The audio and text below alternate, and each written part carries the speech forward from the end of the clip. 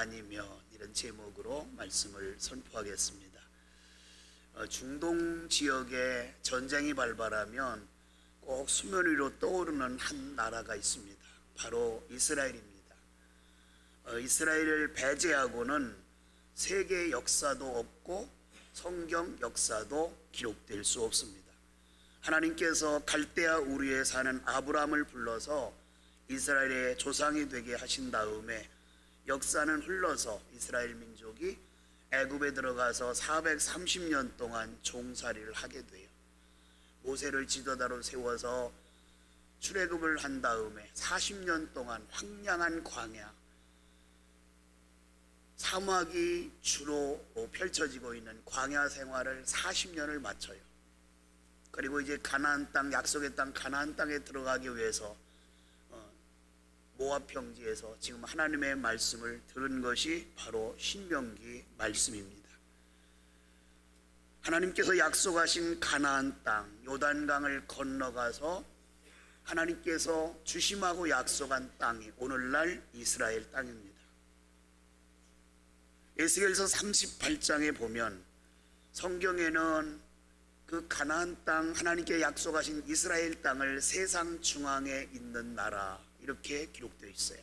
그리고 하나님께서 세상 중앙에 있는 나라 이스라엘을 통해서 세계 역사를 펼쳐 가실 것이다, 이렇게 에스겔 38장에 기록되어 있어요. 그렇다면 여러분 이렇게 말할 거예요. 지구는 둥근데 이렇게 넓은 세상에서 어떻게 이스라엘이 세상 중앙에 있는 나라입니까? 의문을 제기할 거예요. 제 설명을 들으면 이해가 갈 겁니다. 제가 오늘 여러분에게 세계 지도를 좀 그리실래요? 그러면 제일 중앙에 어느 나라를 두실 것 같아요? 한국을 두고 세계 지도를 그려나가겠죠. 유럽인들에게 세계 지도를 그리려면 유럽을 중심에 두고 그릴 겁니다. 중국 사람들은 세계 중앙에, 세상 중앙에 자기 나라가 있다고 생각해서 한자로 가운데 중자를 써서 중국 이렇게 말했어요. 둥근 지구본을 놓고 이스라엘 나라가 세계 중앙이라고 해도, 우리 대한민국 한반도가 세계 중앙이라고 해도 그것은 전혀 문제가 되지 않아요. 왜? 지구본이 둥글기 때문에. 성경은 이스라엘을 세상 중앙에 있는 나라 이렇게 설명하면서 그 중앙에 있는 나라를 통하여 세상 역사를 시작하겠다 이렇게 말씀하고 있어요. 지금 세계는 6개 대륙이죠. 아시아, 아프리카, 오세아니아, 남아메리카, 북아프리카 이렇게 6개 대륙이에요. 그런데 원래는 하나였어요. 그런데 1915년 베겐이라고 하는 독일의 물리학자가 대륙 이동설을 주장해서 이 대륙은 통으로 보면 하나지만 6개의 대륙으로 나눌 수 있다, 이걸 주장한 데서부터 지금까지 6개 대륙 거기에 다 동의하고 지금까지 살아오고 있어요. 그런데 이 세상 중앙에 있는 나라 이스라엘을 통해서 세상 역사를 진행해 나가신 하나님께서는 세상의 중앙에 있는 땅이 어떤 땅인지 먼저 자세히 설명해 주셨는데 그 배경이 되는 말씀이 오늘 본문 말씀이에요. 본문 말씀의 핵심이 되는 구절이 9절 10절인데 제가 다시 한번 읽어 드릴게요. 또 여호와께서 너의 조상들에게 맹세하여 그들과 그들의 후손에게 주리라고 하신 땅, 곧 젖과 꿀이 흐르는 땅에서 너희의 날이 장구하리라, 오래 살 거라는 거죠. 10절에 이렇게 했어요. 내가 들어가 차지하려는 땅은, 지금 요단강을 건너기 전에 모압 평지에서, 지금 요르단에 있는 모압 평지에서 지금 하나님께서 이 말씀을 이스라엘 백성들에게 주세요. 그러면 요단강만 건너가면 약속의 땅이 나오죠. 그래서 내가 들어가 차지하려는 땅은 내가 나온 애굽 땅과 같지 아니하니. 여기서부터 집중해서 말씀을 보세요. 10절 말씀. 내가 나온 땅은 애굽 땅과, 내가 차지하려는 땅은 내가 나온 어디 땅과 같지 않아요? 애굽 땅과 같지 아니하니. 설명을 주세요. 거기에서는 너희가 파종한 후에 발로 물기를 채소밭에 댐과 같이 하였더라. 자, 무슨 말이냐면 이거예요. 여러분의 생각에는 애굽 땅이 토지가 좋을 것 같아요? 약속의 땅, 젖과 꿀이 흐르는 가나안 땅, 이스라엘 땅이 좋을 것 같아요? 하나님이 약속하신 그 땅이 좋을 것 같잖아요. 그런데 아니라는 거예요. 정반대라는 거예요. 이스라엘 민족이 애굽 땅에 430년 살 때 세겜에 살았어요. 세겜 땅은 이 지구상에서 가장 긴 강이 어떤 강인지 역시 혹시 아시나요? 나일강이에요. 나일강 6,650km. 그 애굽은 지금 6,650km 이렇게 나일강의 하류로 위치해 있는 것이 애굽이에요. 고센 지역이.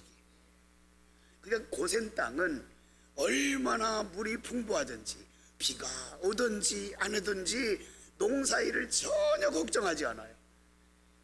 밭에 씨를 뿌리고 나서 발로 가서요, 강으로부터 지근지근 밟아놓기면 그 요단 강물이 쭉 흘러 들어와 가지고 밭을 적셔서 싹이 나게 하고 결실하게 하는, 그렇게 풍부하던 땅이 애굽 땅 고센 땅인데, 지금 요단을 건너서 내가 너희에게 줌하고 약속한 젖과 꿀이 흐르는 땅은 그렇지 않다.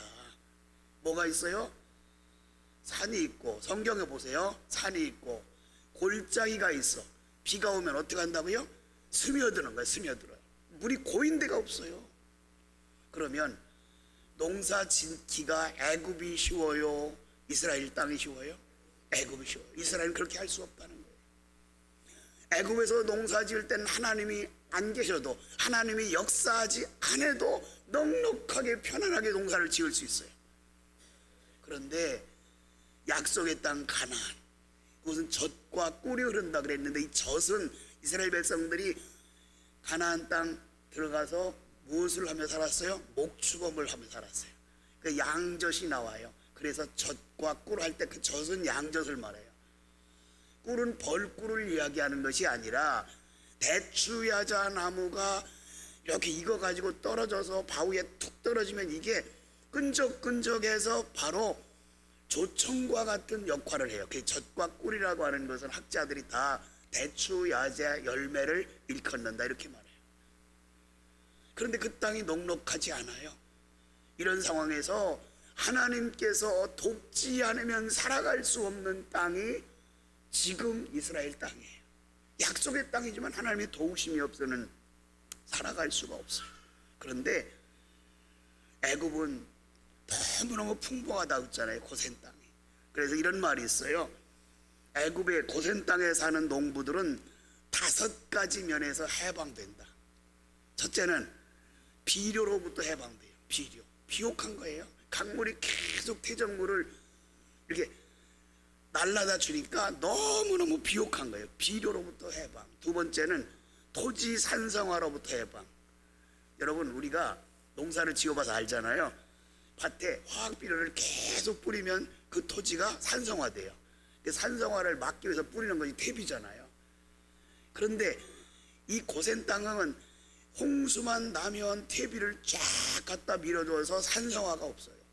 그래서 농사를 잘 질 수밖에 없죠. 세 번째 해방되는 건 농업용수로부터 해방. 물 걱정 않는 거예요.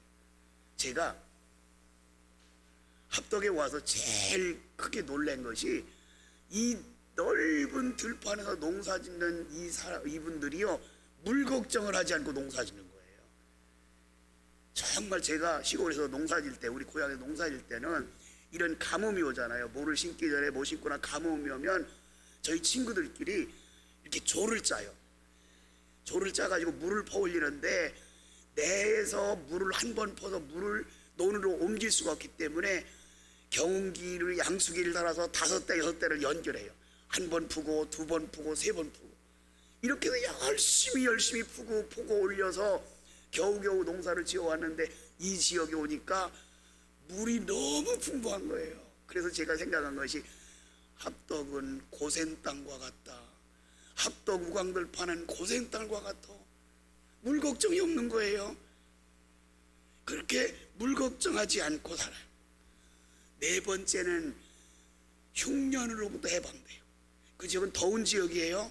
마음만 먹으면 씨를 뿌리고 매일같이 물이 풍부하니까 풍성하게 거둬요. 그러니까 흉년이 있을 수 없어요.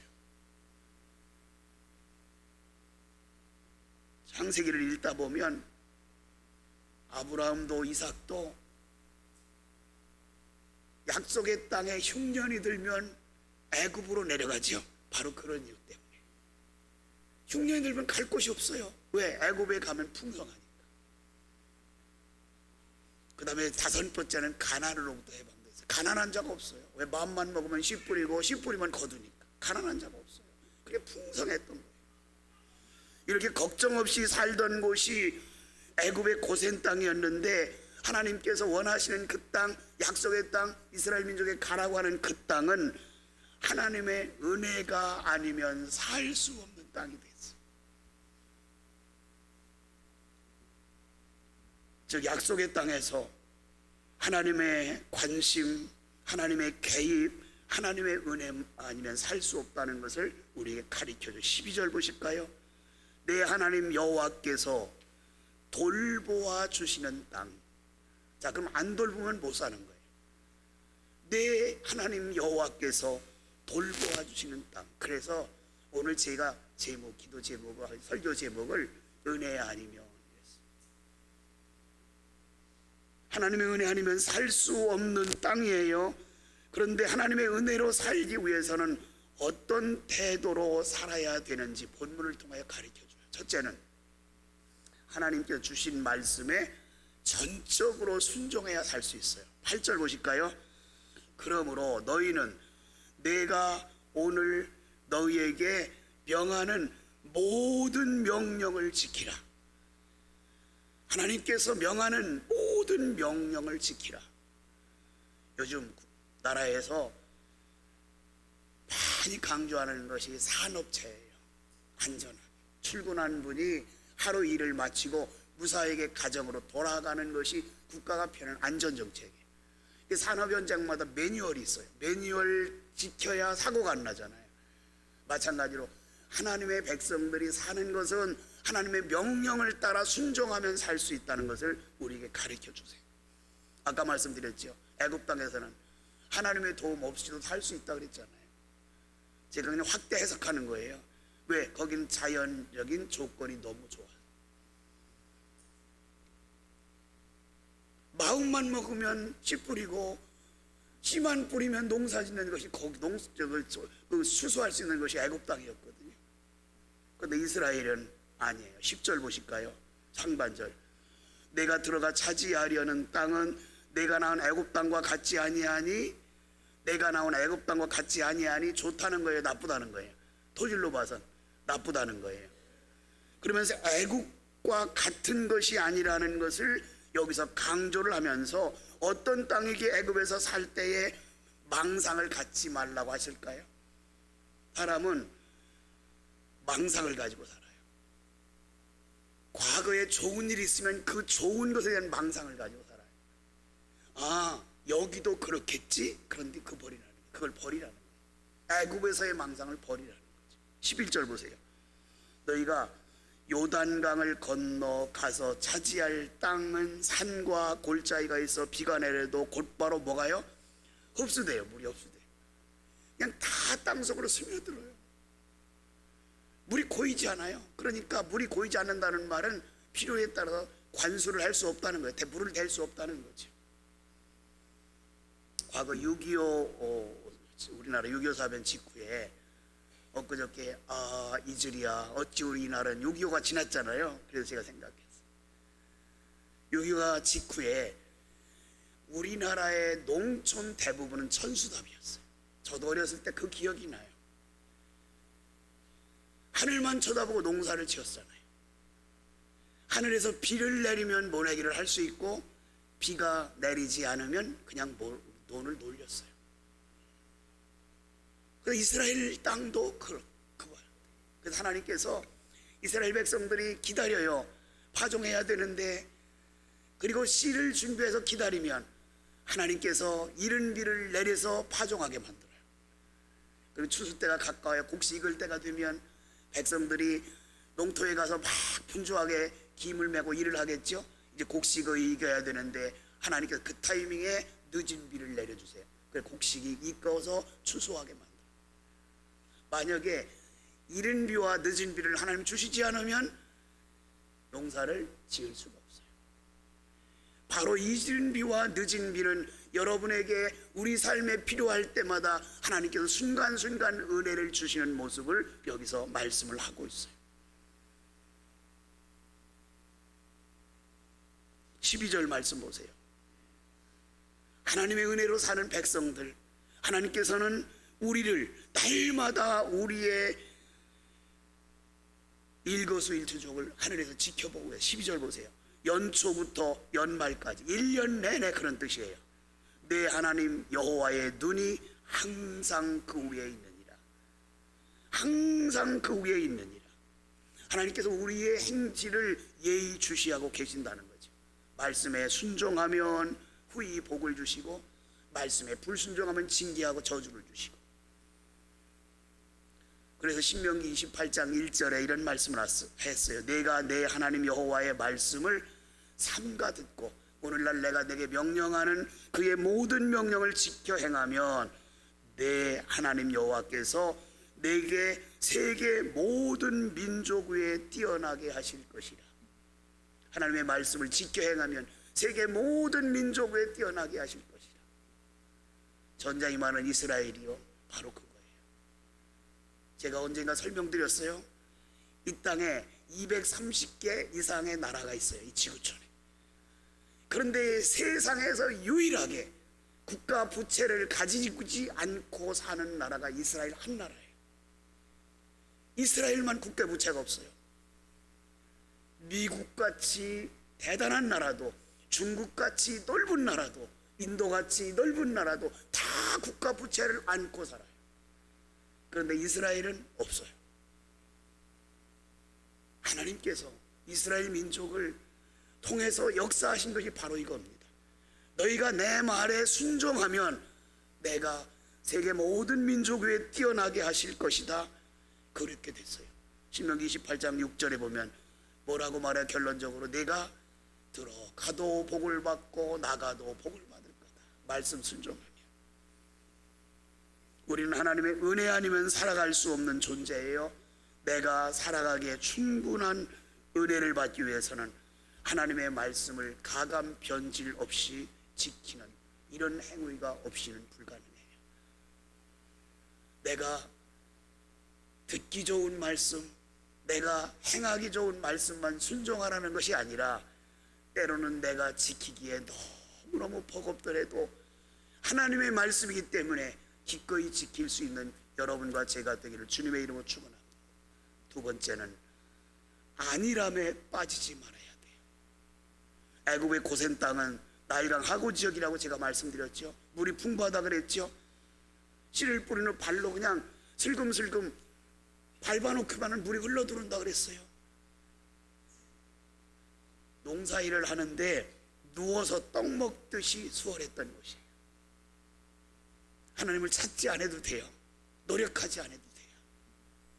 그런데 그런 안일한 생각을 가나안 땅, 이스라엘 땅에 와서도 갖고 있으면 한 푼도 돈을 벌 수 없고 살아갈 양식도 없어요.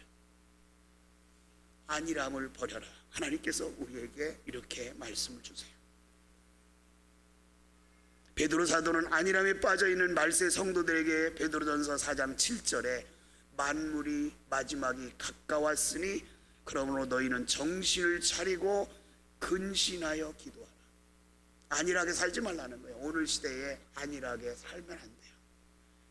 오늘 편안하다고 여러분 100% 편안이 보장되지 않아요. 오늘 편안하던 그 일이 내일은 반전될 수 있어요. 우리가 해야 될 일은 정신을 차려야 돼요. 안일하게 살면 안 돼요. 세 번째는 항상 하나님을 인식하고 의식하며 살아야 돼요. 잠깐 설명드릴게요. 하나님을 인식하고 의식하며 살아라. 인식은 뭐죠? 하나님 계시는 걸 인정하는 게 인식이에요. 언제 어디서나 무소부지하신 분에 어디 가든지 하나님 계세요. 그 다음에 인식이라는 말은 하나님은 나의 일거수일투족을 지금 이 시간도 지켜보고 계시기 때문에 우리의 행동 하나하나를 할 때 하나님을 의식하고 해야 돼요. 하나님께서 어떻게 생각하실까? 하나님께서 어떻게 보실까? 하나님은 우리의 행동도 달아보시지만 우리의 생각까지 알고 계신 분이세요. 그분 앞에서 우리는 항상 생각을 조심조심해요. 제가 어려서 어떤 분에게 들은 얘기예요. 교회 권사님이 계시는데 제 동네에서 막 손가락질을 받는 거예요. 이 권사님이 얼마나 밖으로 드러나는 신앙이 좋은지 새벽 기도를 빠지는 일이 없어요. 그렇게 열심히 새벽 기도를 한대요. 그런데 동네에서는 이 권사님에 대한 평판이 너무 좋지 않아요. 나중에 알고 보니까 새벽 기도 끝나고 아마 새벽 기도 오실 때는 가방을 좀 조그만 성경책 가지고 오시나 봐요.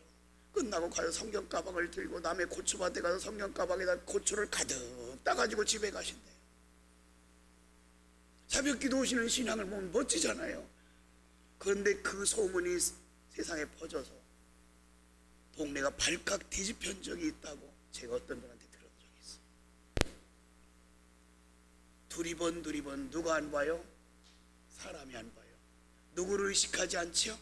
하나님 의식하지 않은 행동이 그거예요. 여러분과 저는 사람을 속일 수 있어도 하나님을 속일 수 없어요. 하나님을 늘 의식하며 살아야 돼요. 하나님을 의식하면 함부로 행동할 수 없어요.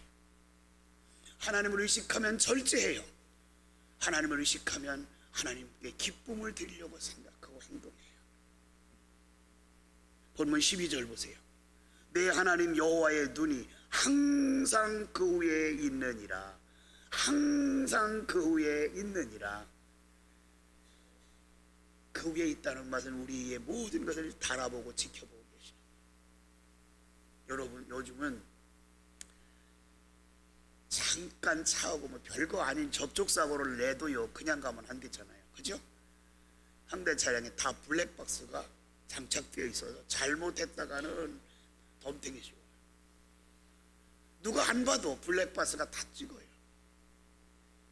우리 하나님은 바로 그런 분이세요. 여러분과 저를 늘 지켜보시는 거예요. 항상 하나님의 백성들을 지켜보시는 하나님께서는 하나님의 백성들이 씨를 뿌리고 때를 기다리고 계시다가 이른 비를 주시고 추수 때를 기다리가 늦은 비를 주시든지 여러분과 저의 삶에 이른 비 은혜 늦은 비 은혜를 통해서 은혜 아니면 살 수가 없다는 이런 메시지를 날마다 던져주고 있어요. 여러분과 제가 하루하루를 살면서 또 하루를 지나고 난 다음에 새 아침을 열고 하룻밤을 정리할 때 우리의 입에서 나오는 신앙의 고백이 있어야 돼요. 하나님의 은혜였습니다. 하나님의 은혜로 여기까지 왔습니다. 이런 신앙의 고백이 여러분과 저에게 있기를 주님의 이름으로 축원합니다.